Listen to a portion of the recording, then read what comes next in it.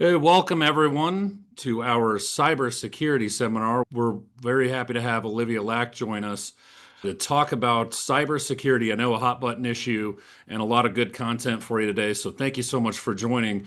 An interesting factoid I looked up prior to and while preparing for this was that last year alone, $16.6 billion of American dollars were lost to online fraud, and that was up 33% from the prior year. So it's never been more important. So we hope to have a lot of good stuff for you guys to take back to make sure that your online passwords are up to date and everything, all of your data is protected. And you'll also walk away knowing how secure your data is with LPL and us at Progressive Financial Concepts. I want to bring in my partner, Brian West, to talk actually about some personal experience that we have with this topic. Yeah, hey, thanks, Boyd. Yeah, I think this topic has definitely evolved over the last 20 years. We've gone from seeing client mail being stolen and then withdrawal forms being sent in to attempt to steal money that way, all the way until some of the more recent ones when it comes to impersonations, as well as hacking emails and going through 3, 5 years of client history and finding out who their advisors were, who their attorneys were, and then sending very like messaging to get funds wired. So with that said, I think we have a very timely topic here, and that's why we brought or we're bringing on Olivia. She's in our advisor and client security team at LPL, and she's got a plethora of knowledge in this topic to share with us. So with that said, Olivia, I'll turn it over to you. Wonderful. And thank you so much, everyone, for having me here today. I'm going to go ahead and share my screen. I have a awesome presentation for you about cybersecurity. And I know when you think of cybersecurity, you think, oh no, a lot of scary things. You see it in the news all the time. And just with cybersecurity and technology in general, it's always changing. New things are coming up every single day. And it makes us feel really uncomfortable, right? Our heart rate starts to rise. You think you might have clicked on something bad. You just don't want to feel like you've been tricked out of something. So, my goal today is really just to help you feel a little bit more comfortable when it comes to cybersecurity and following along a few simple little tips that you can do just to that way you can feel a little bit safer at the end of the day. That way you're the one that's in control when it comes to your money and your data that you have that you want to help keep secure. And these are tips aren't just for you. Learn these tips, really study this, continue this education moving forward. Teach these things to your kids, to your families, to your friends, to your colleagues. All these people can be impacted by a cyber incident. So I really want to make sure that you're one getting something out of here today and also spreading that good news with everyone else around you. So let's move on to our agenda for today. We have four very special topics that we're going to go into around cybersecurity. The first one I'm going to cover a little bit is protecting your information.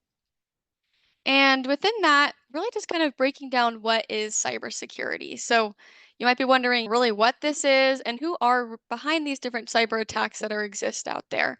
What cybersecurity is it's the art of protecting networks, devices, and data from unauthorized access or criminal use and the practice of ensuring confidentiality, integrity, and availability of information. And you should care about this because there are bad actors out there all over the place trying to access someone's data, and then once they receive that access, they'll use that information to commit fraud. So on the right-hand side, we can actually see a list of some common cybersecurity criminals that are out there. We see crime, angry or disgruntled employees, terrorism, and warfare. The ones that we're going to be examining here today are crime or angry and disgruntled employees, these first two categories, whereas terrorism and warfare really don't apply to us here at LPL or probably in your day-to-day life just because they're more targeted of the critical infrastructure of countries that are out there. So these first two are the kind of ones that we'll be dealing with here today. And that leads us into what why we want to keep your information safe here at LPL. So we know that your information is very important to you and your money that you have is very important to you. And so we are committed to protecting your personal information and keeping your accounts and assets safe and secure. So we work with your firm to host annual and reoccurring trainings with them. That way they know what's going on in the world of cybersecurity threats and that they know how to reach out to us with different cybersecurity questions that could arise. We help provide them with different tools to effectively do their work, and we don't want them worrying about security as we want them to do their best work for you. And at LPL, we actually have over 200 different employees with an annual budget of nearly $40 million dedicated to cybersecurity. So we have this dedicated staff working around the clock to identify different threats, and we'll contact impacted advisors and help them with remediation if something does come up. And then finally, we do have cybersecurity insurance to help navigate the process if a cybersecurity incident would arise. Which kind of leads me into my next slide here, which is LPL Cyber Fraud Guarantee. So you are protected under LPL Cyber Fraud Guarantee, which states that LPL will reimburse you for 100% of realized losses in your impacted LPL accounts, which were incurred directly as a result of unauthorized access to an LPL system.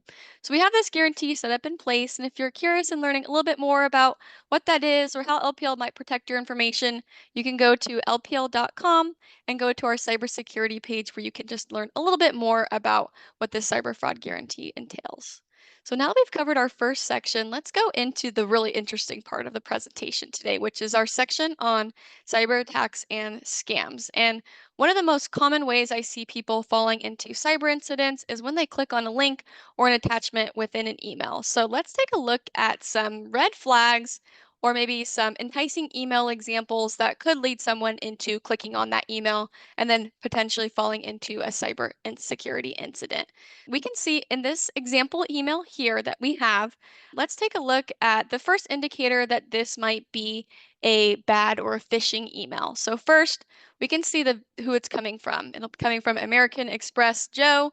That's spelled incorrectly, and it's kind of a unknown sender or random email that is reaching out to us. That's the very first and best indicator that I always look for when examining an email to see if it's real or not. Do I know this sender? Who is it coming from? Is this spelled correctly? Who is this email really reaching out to me, and why are they doing so? Next, we look for an urgent attention grabbing subject. So the subject is asking you to click and open up that email right away as soon as you see that notification come in. Then you're looking for maybe a generic greeting. They're not using your name. Maybe they're using hello, valued customer, something that seems a little bit random that could be sent out to anyone and they could get to click on that email there. Next, look for any suspicious links or attachment. This is another really big red flag or indicator here when it comes to your emails when you're looking at them.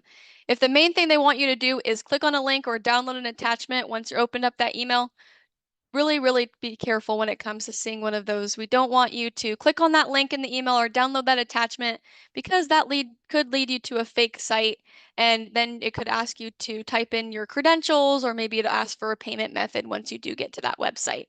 So if you're really concerned and you still think that it could be a legitimate email and you want to make sure you follow up with it, instead of clicking on that link, go ahead and go to that website yourself and verify that is what the email is asking for. Never click on the links within the emails there. Next, look for any spelling and grammatical errors as well. As you can see in this email, there's some random spaces, some periods, some things are spelled incorrectly. And then finally, look for a vague or generic signature. If this logo or the message looks a little bit different from the one that you're used to seeing, that's another good red flag that might indicate that this is an illegitimate email. Now that we've talked about some enticing email indicators, that is, again, the biggest thing that I see right now when it comes to people accidentally falling into a cybersecurity incident is clicking on those emails. Now let's talking about a little bit about social engineering.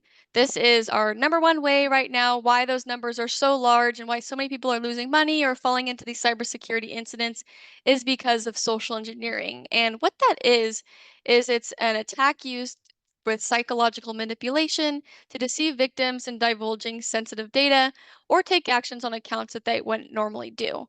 And this is really popular right now just because many people can gain access to devices and accounts without having those technical skills that they would need to bypass protections in place like firewalls or antivirus software. What this means is anyone can use social engineering tactics to pretend to be your grandmother or a trusted colleague or someone and ask for that sensitive data or money to get out of you. So that's why social engineering is so successful right now and why there's so many of these attacks that keep coming up that we're seeing. So a couple of examples of social engineering include phishing, which is just how we saw earlier with that email that we came in, vishing, which is a malicious phone call that you might receive, smishing, which is a malicious text message that you might receive, and then many different types of scams. And I'm going to expand on all three of these, the last three here, in our next section on common scams. So the first common scam that we see is smishing. And smishing is an attack where bad actors will send victims a deceptive text message. This is intended to lure victims into sharing sensitive information, clicking on a link, or downloading harmful software. So just like those email phishing attacks that we were talking about earlier, these messages appear to come from trusted sources and then use the social engineering tactics to create a sense of urgency and manipulate you into taking quick action. So I'm not sure if you've all seen maybe the toll text scam. You're asking to pay a toll for the passage that you went through, maybe on a bridge or on a highway. Or maybe you'll get a text message saying that you had a parcel that needs to be picked up by UPS. I get these text messages all the time. They're super annoying, but they can seem really real. I've gotten one after I went through a freeway through a toll, and they seem like they could be a good timing. And what if it is legitimate? And what if I could get in trouble if I don't pay it? All these questions kind of run through your head when you see these types of text messages, and that's exactly what these bad actors want us to think. So instead of clicking on those links, just be really careful and really examine the text message. Look who it's coming from. If it's from an email address, that's an immediate red flag, knowing that it is a scam.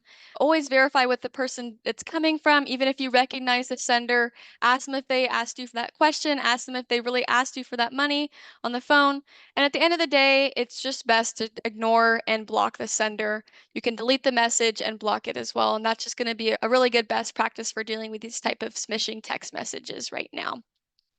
Now that we've talked about smishing, one of our biggest common scams that we see every day, also going to talk about vishing. Instead of text messages, these bad actors will use their voices to trick users and divulging that sensitive data.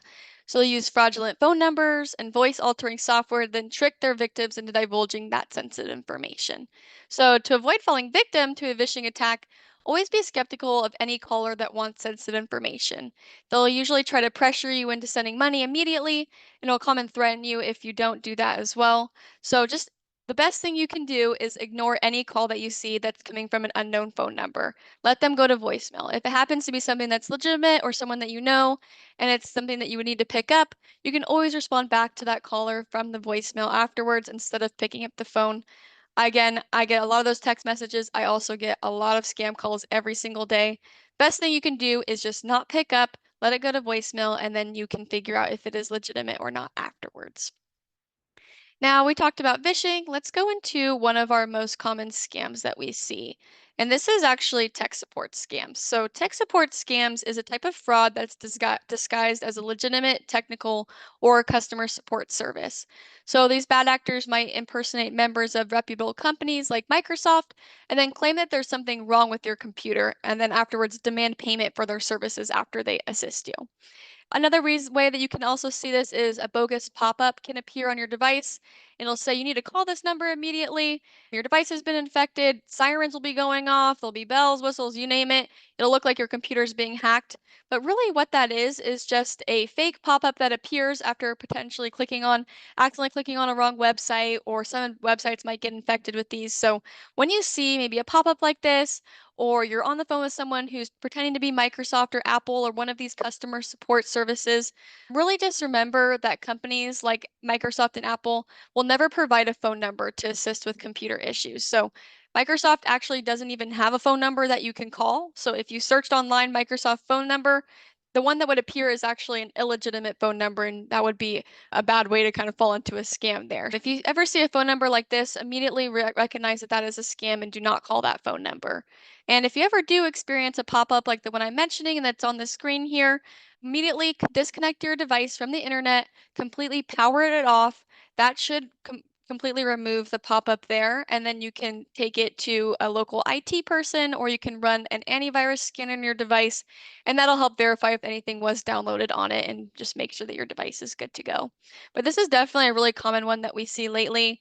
It's one of those really good social engineering scams that'll just create a sense of panic and scaredness, makes your heart rate go up, and then you're freaking out. You think your computer's being hacked, but in reality, it's just trying to scare you. All they want you to do is call the phone number so that they can charge you for some fake services that they would give you. Be really careful when you see these kind of tech support scams here. Now that I've talked about tech support scams, our most common scam that we see right now, I also just wanted to talk a little bit about senior financial exploitation statistics, and also elder fraud.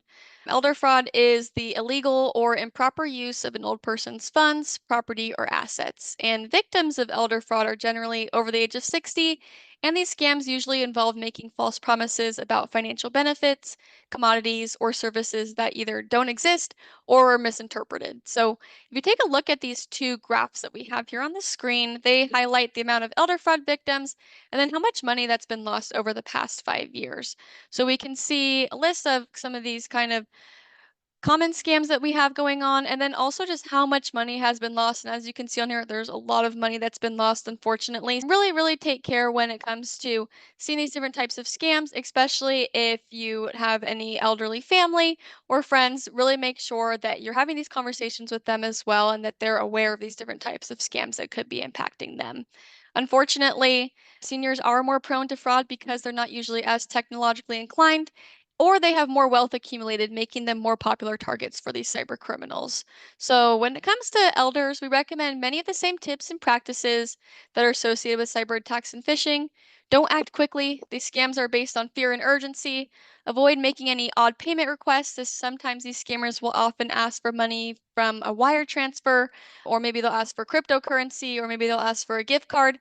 Any of these three things, wire transfer, cryptocurrency, and gift cards, those are immediately red flags. If you hear anything regarding one of those payment methods, definitely go out and talk to someone and verify if this is a legitimate request or not. And then I also highly recommend that older folks reach out to a friend or family member if they need any help when it comes to a situation. For all my grandparents, they email me pretty much every day asking if an email is legitimate or not, or if they had a scammer call in. They ask me and they have that contact and relationship to know if something is legitimate or not. Create those kinds of relationships and trusted bonds between elders, and that way we have more people with eyes on these types of situations that could arise, and we can prevent everyone from falling into these different cyber incidents. And if you know somebody that's been impacted by elder fraud, immediately have them stop all the communication with that scammer and then contact any financial institutions where that scammer might have obtained that sensitive information so they can assist with the situation there. So now that we've talked about these statistics that we have here on the screen, I just want to quickly go over a couple more of these types of scams that we have on here. A couple of these might sound familiar to you: Bitcoin scams, investment scams, gift card scams, invoice. All of these things are super common, and you can learn a little bit more about them by going to our public website, lpl.com, and on our cybersecurity page there, we have information on all these different types of scams that you can stay better protected from. But generally, our best practices include: do not click on any link or open any attachment from unknown sources. Large IT companies like Microsoft, Apple will never call you or email you personally asking for information like this. And if you're unsure of the legitimacy of your interaction, contact that company directly for clarification. Don't click on those links. Go to that website yourself and verify if those claims are correct or not. Now, this does tend to happen, but if you do unfortunately interact with a cybersecurity incident and you're worried, what do I do next? This happens to everyone, so it happens to anyone at the end of the day, so it's okay if that happens to you, but these are some next steps that you can do to stay better protected. So, first and foremost, please go ahead and change your passwords. These phishing attacks will always look to hack into your accounts, so it's very crucial to reset your passwords for any accounts that were affected to regain control. Next, you want to check your accounts and monitor them for any suspicious activity. Look out for any unauthorized purchases, sent emails, and social media posts that did not come from you. And if you notice anything out of the ordinary, go ahead, reset those passwords. And if you're a victim of attack, please notify your advisor office. By notifying them, we can put an alert on your account and then monitor for any other suspicious activity and prevent that fraud from occurring on your accounts here. And then last but not least, to educate yourself on these attacks. By learning more about cyber attacks and their tendencies, you'll be able to identify them quickly and conduct a proper response that'll prevent you from becoming a victim in the future. So again, you're doing a great job by being here today. Go ahead and continue to do more research and educate yourselves about these different types of cyber attacks and scams. That way, when you see one of those phishing text messages come up or you see a phishing email come up, you'll know to delete it and not interact with them that time. So now that we've covered our cyber attacks and scams section, I wanted to talk a little bit about some best practices for securing your accounts. So when it comes to storing and saving any data, it's really important to keep all of that in a secure place that can be recovered. So you can do this by storing data in a secondary place, for example, a cloud storage tool like Google Drive or Dropbox. You can use an external hard drive, or you can use an encrypted USB drive to keep those important files safe and secure. Right now, your personal information and files are often sought out by these bad actors, and so by backing them up and all those sensitive in one of those three different places, all that sensitive information will help keep a little bit more secure, and you'll have that information as a backup method there. So if you don't have any sort of backup methods in place for any of your sensitive files or maybe photos, I would definitely go ahead and get one of those options set up afterwards today. Now that we talked about backing up data, I also want to talk about password security tips. So I know passwords are not everyone's favorite topic. That's definitely the topic that I hear people groan about the most. We hate writing our passwords, we hate having to memorize all of them. I know right now it's on average that people have around 75 different accounts. So that's 75 different passwords that you might have to remember. Things can get overwhelming when it comes to passwords for sure, but there are some really great password security tips that are out there.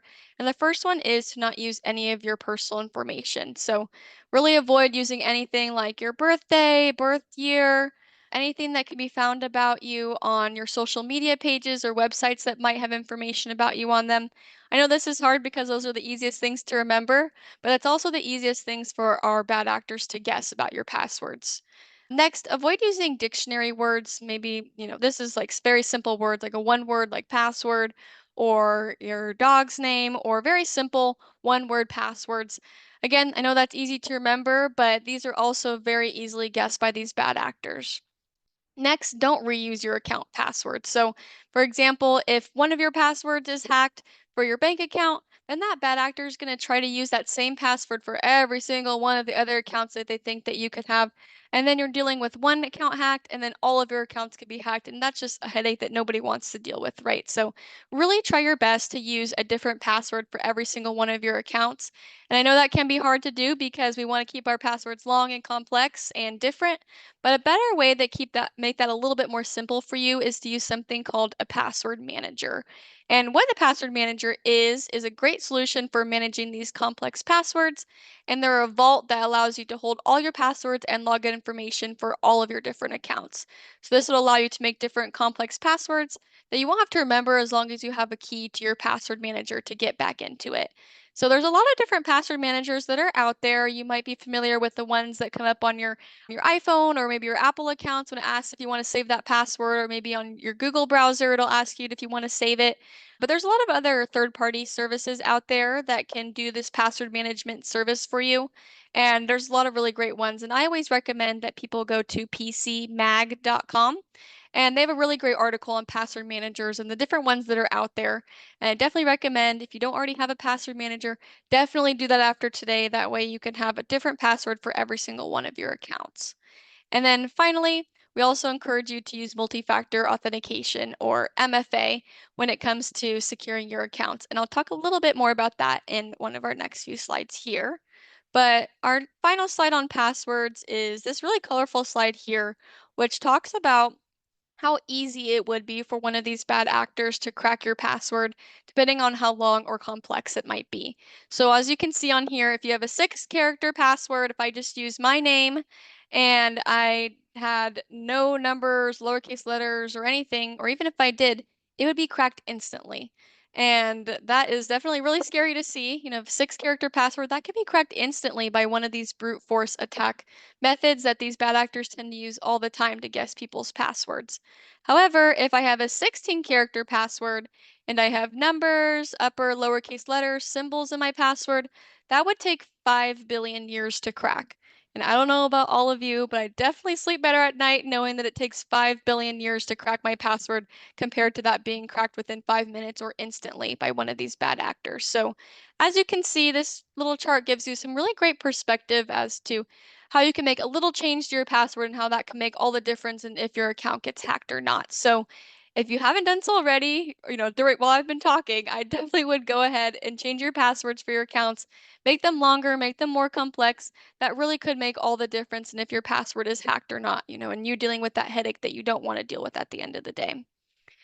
Now, our last tip that we have here for protecting your accounts is the multi-factor authentication. And multi-factor authentication is an additional layer of security that requires you to complete two methods of verification to gain access into your application. So it'll verify something that you know, which is your username and password, and then something that you have, which is that unique code that you might get on your phone to approve the request to sign in. Maybe you'll use an authenticator app to approve the request, or maybe you'll get a little code in your email or on your text message that you'll type back into your browser to log into your account from there. I definitely recommend that you set this up for any of your accounts that you have information with that you don't want to be breached, like your bank accounts, social media accounts, email accounts.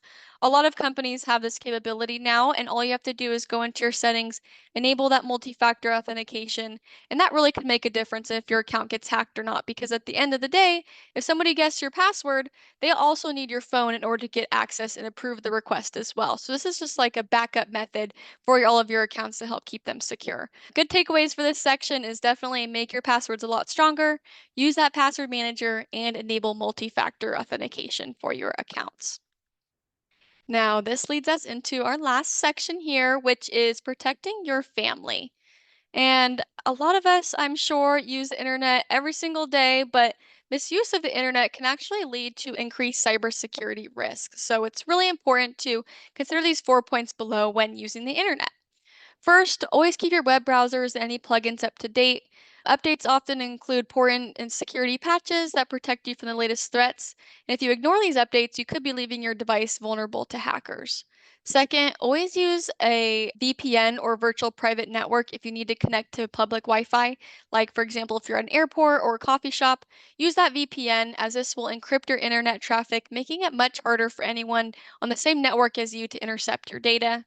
And then when making payments online, use credit cards or trusted third party apps instead of debit cards. Credit cards and app payments often offer better fraud protection and make it easier to dispute any unauthorized charges that could occur. And then finally, only share sensitive information like passwords or financial details on legitimate, secure websites. A legitimate website will have a URL that starts with HTTPS. That S at the end actually stands for secure. And then when that often displays a padlock icon on the address bar as well. And you can also search for the website you're looking for by typing in the name of it into that search engine you have rather than typing out the entire URL. This will just help you avoid making typos that could lead you to a spoofed or unsecure website and avoid entering any sensitive information on sites that you don't have these security features checked beforehand. Again, if you want to go click on a website instead, go ahead and look for that HTTPS at the top of that URL. And then instead of typing in that website word for word, like if I wanted to go to olivialack.com, I could accidentally spell my name wrong and then lead to a spoofed website. Go ahead and type in Olivia Lack and then type on the website link from there once you've searched for it in the browser. So those are some really great internet best practice tips that you can take away from today. Our next slide is on mobile device security. Talking a little bit about mobile device security, I'm sure most of us here today have mobile phones and they want to ensure that your family's devices and your devices are mitigating any of this potential risk when it comes to using your phone. So the first tip is to make sure you're updating your software regularly. That includes updating your device itself to those new updates and patches, as well as any apps that you might have on the phone. This is important because when Apple and Android find a vulnerability in their software, they'll patch it with an update, meaning if you don't update your phone, then you'll be more susceptible to bad actors taking advantage of that vulnerability. Second tip is to only install known and trusted apps from official app stores. This is important because these app stores aren't aware of some compromised apps or ones created by a bad actor can be impacted by your device. And so if you see anything that pops up that says download this app here, make sure that you're actually in those official app stores and downloading an app instead. Do research on them beforehand before downloading anything out of the ordinary. Third, you should evaluate the security preferences for your phone and the free apps that you use. For example, we don't need our solitaire app having access to our camera, microphone, or location, right? So ensure that you're turning off all those preferences to keep your personal information secure. And then finally, you and your family should also turn on user authentication and enhance with strong passwords, as this will make it a lot harder for a bad actor to get into your device and do that harm there. So you can do this by ensuring you have a complex password into your device or having that Face ID or fingerprint enabled as well. Now that we've talked about mobile device security, also want to talk a little bit about securing your home, especially more of our devices connected to the internet, which is also known as the Internet of Things or IoT. This will include anything from a smart speaker and TV, to security cameras, thermostat, even appliances. I've seen a smart toaster. Anything that connected to the internet these days, they will make it. And you might even have maybe an Alexa or Google Home. Those are examples of things that are connected to the Internet of Things that you want to also help make sure are secure for your home. So, some best practices for keeping your home and those devices secure is to update that software regularly. Again, make sure that's up to date. That'll help prevent any of those vulnerabilities from impacting you as well that these companies will try to replace when they go ahead and make those latest software updates. Next, go ahead and change the default passwords for your device. Sometimes these smart devices will come with default passwords that are easy to guess. So go ahead and change those passwords to strong, complex passwords that are unique for each device that you have. Again, use a password manager like I was talking about earlier to store all those different passwords. It can be really hard to memorize all of those ones, so if you use a password manager, it'll make that a lot easier for you to do. Limit smart device permissions, so only give your smart devices access to permissions that they truly need. Again, we don't need your smart light bulb having access to your contacts or location if it really doesn't need it. So you can review and adjust those permissions in the device security settings for these IoT devices as well. And then next, set up a guest Wi-Fi network. Consider creating maybe a separate Wi-Fi network for guests. That way, when you have visitors come over, they can connect to that network, and if they happen to have something on their devices, it won't impact yours as well. And by following these steps, you can help protect your home and your personal information from these cyber threats while still enjoying the benefits of the smart technology that exists. Now that we've talked about securing your home, also just wanted to quickly talk about traveling safe. It's the summertime, so I'm sure a lot of people have some fun summer trips planned, but that doesn't mean that you're completely avoiding any types of cyber risks that could be existing out there. Some best practices when it comes to traveling is just to prioritize security over convenience. Traveling can bring some unexpected situations, and tourists are often targets for scams and incidents in these unfamiliar spaces. So the first tip is to always stay vigilant. Be aware of your surroundings, protect your belongings, and be cautious of any potential risks that are around you. Try to truly bring what you really need. The fewer valuables and devices that you carry, the less you have to worry about you have risk of having them be lost or stolen. This just also makes it easier to keep track of your items and reduce your risk in case something does go missing at the end of the day. Another really important tip is to bring a portable charger for your phone. TSA actually has announced an increase in juice jacking, where criminals will compromise public charging stations in airports and then install malware on your device when you go to try to charge your phone into them. So instead, use your own charger or bring that portable charger. This will help protect your device from that risk, but also prevent the theft if you do leave your phone unattended. So if you ever see those little free charging stations with the cable or maybe a USB plug that you can use, maybe at an airport or a public space, go ahead and bring your own charger instead of using those there. And then finally, stay alert by researching the local scams in that area that you're visiting. This will allow you to recognize those potential threats and then avoid falling victim to those common schemes that would target the tourists there. And then also avoid connecting to any public Wi-Fi networks wherever possible. Public Wi-Fi can be a major security risk as these networks are often not secure and can expose your personal information to hackers. So if you do need internet access, use your mobile data, use a VPN or a secure personal hotspot instead. Now, quickly going to talk about protecting your identity. So, if you feel like maybe your identity's been lost, something with your social security number could have been impacted, it's definitely something that commonly does occur, but these are some best practices that you can take moving forward to help feel a little bit more protected there. First thing that I would recommend doing is freezing your credit. That way, feel like that your credit is secure there and no other additional credit cards can be made in your name. Another tip is to review your account activity regularly. Look for any signs of any other purchases that were made that you did not initiate. Be aware of any other phishing emails, as these can lead to potential financial fraud and identity theft as well. And then use those strong passwords. Go ahead and change the passwords for your account. That will also help ensure that your accounts, like your bank accounts, your credit card app accounts, are all also staying secure as well.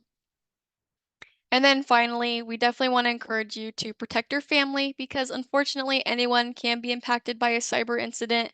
Therefore, it's really important to have these kind of cybersecurity conversations with your family that could decrease the amount of risk that they would have from a cyber incident. So, discuss cyberbullying with them. That's definitely a common topic right now, especially with kids or teens that are using social media and the internet.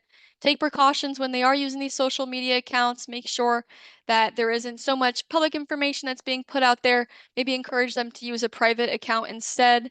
Consider creating a password or code that you can use between your family members that you can say if maybe they're in trouble, or maybe that you can use to verify if it's them or not that you're speaking with. And then proactively learn about cyber threats. Again, you're doing a great job by listening to this here today. But there is so much information out there when it comes to cybersecurity, and I really want to make sure that today is just a starter for you, that you can continue to learn about a lot of these topics and look for this different information in the news and beyond. That way you can stay better protected in the future. But the last thing I want to leave you here today is our call to action. Just want to remind you that LPL is committed to supporting you and protecting your information, as we do have a lot of these different security measures in place to help do so. Really stay to take caution when it comes to these social engineering attacks. These will really try to take advantage of your emotions and try to take advantage of the human aspect rather than the technical part of things in order to get access to your sensitive information. Don't click on any links or open attachments from unknown sources. Value security over convenience when traveling, and protect your accounts and protect your family. So that is my presentation here. I think I'll hand things back over to Boyd for a couple questions that you might have. Yeah, Olivia, thank you so much. That was incredible information. I know everybody on the call greatly appreciate it. I learned a couple of things myself that I'm ecstatic to implement. I know that the HTTPS is something I've typed countless times, and I never knew the S stood for secure. So that's cool. But regardless of your background in what we are bringing in the background of securing your data, I hope you rest more assured after watching Olivia talk about what her and the advisor and investor security team do, certainly do. In fact, you talked a lot about bad actors, and that actually kind of helped lead into a question or a couple of questions that I had about some of the future bad actors may not be human, right? We know AI is a big part of why the fraud numbers that I quoted earlier have increased so substantially. And now we've got quantum computing that is probably going to be by bad actors put to work to try to hack passcodes. What are we proactively doing at LPL to make sure that those types of technologies aren't able to access client data? Absolutely. No, it's a great question. AI, quantum computing, all these topics are things that have been top of mind for us for a while now. And it's something that we're continuously trying to educate more people about, just because there can be a lot of these different kind of scams that come up around them. Maybe these bad actors will use AI to clone someone's voice, or maybe they'll use it to try to create these realistic looking emails or photos and things that kind of trick our brains into getting used to this kind of human aspect that we're normally so used to when it comes to technology right now. But again, whether it's a scam or maybe it's real, we're trying to use AI technology to better our lives.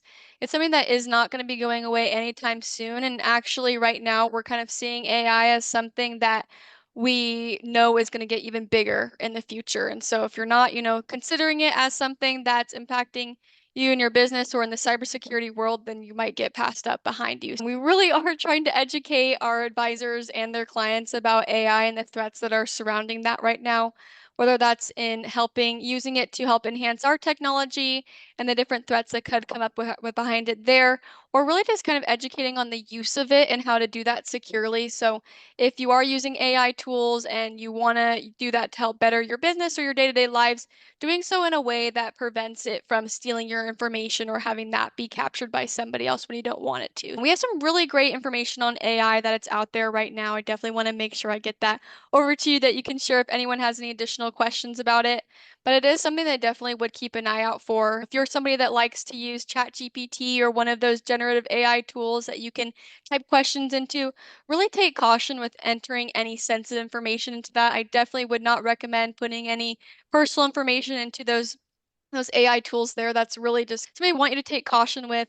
And if there is any new AI tools that are out there that you're seeing other people use, or you just kind of read about it in an article, before you go ahead and use it or make an account, really do your research on them to make sure it's a good fit for you beforehand. And then just to feel a little bit better about the different scams that can come up with AI, continue to do that research. try to take these quizzes online where you can guess, if this image is AI or if it's real or not, and really try to test yourself, because there's definitely these little cues here that are there that you can try to find and pick apart to make things seem like they're AI, or to try to see if it's legitimate or not. And the more you kind of practice and have your brain recognize those things, the easier it'll be in the future for you to kind of recognize, is this real? Is this fake? Is this AI?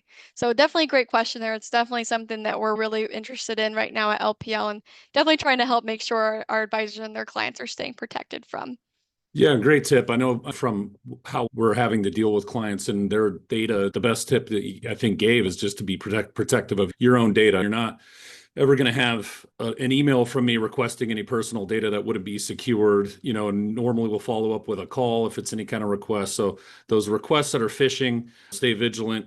And if you ever have a question, then we're more than happy to help. You can pick up the phone and call us. Of course, we have access to Olivia and her team. And again, I rest assured that we have in the background at LPL all of this effort into going to protecting data. At the end of the day, we're talking about millions and millions of dollars that we're helping advise of clients' hard-earned decades of savings for retirement. So it couldn't be more important, and I think more timely with just how much technology seems to continue to advance.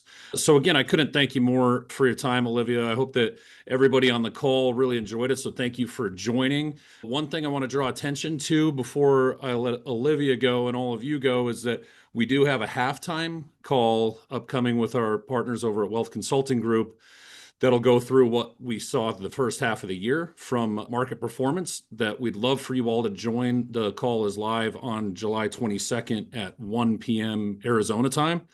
So you'll get a link. Keep an eye out on your emails. You'll get a link for that here shortly. And also, should you have any questions on anything regarding finance or anything else, feel free to reach out to us. Your contact info, of course, through the email that we sent you, or you can go through our YouTube channel in the description and get all of our contact info. On behalf of Brian West and Corey Buttinger, again, thank you so much for joining. Olivia, again, I can't thank you enough. I think the content was, again, incredible and timely. I hope you enjoy the rest of your afternoon. And thank you, everybody. Talk to you all soon. Bye now.